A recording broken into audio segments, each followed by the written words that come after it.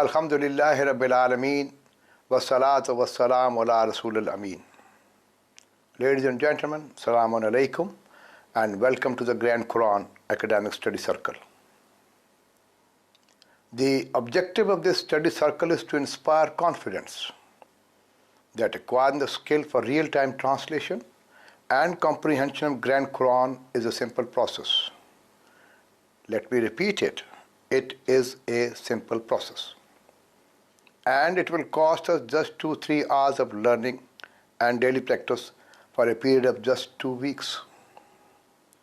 We have the facility of computer. All the tools of learning the language of a book are before us on the screen just by a click.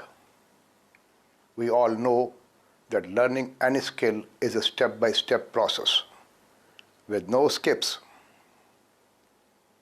Similarly, acquiring the skill for translation is simple and easy when and only when we strictly follow the academic rules and principles. Unfortunately, it's quite sad that we do not find a work about Grand Quran that is done exactly in accordance with the academic rules and principles of reading, translating, and interpreting a book. Academic rules for translation and interpretation of Arabic text of Grand Quran are almost identical to the rules that are followed by the human genome. Like everything in the physical realm, human DNA is also a binary string called double helix. And about Grand Quran, we have this information.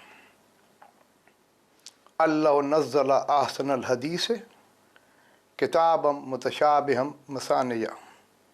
It is explainer with metaphors mirroring the hidden realities. But the guidance to the human cell is conveyed by a certain molecule. The genetic scientists have named it the messenger RNA, and they tell us that it remains messenger designate until it becomes mature. Until it becomes mature. When it moves into the cytoplasm of the cell to deliver the message that it had taken from the DNA. Exactly same has been the practice in timeline for the guidance of peoples. وَمَا أَرْسَلْنَا مِن قَبْلِكَ إِلَّا رِجَالًا نُوحِي عَلَيْهِمْ. And we did not send the messengers before you, Muhammad sallallahu alaihi wasallam, except the men whom our Majesty used to verbally communicate. The cytoplasm where the messenger on maturity moves in is the location where most cellular activities occur. Likewise, human civilizations have a capital, a main city, where most important activities take place that gel the people living within its geographical boundaries.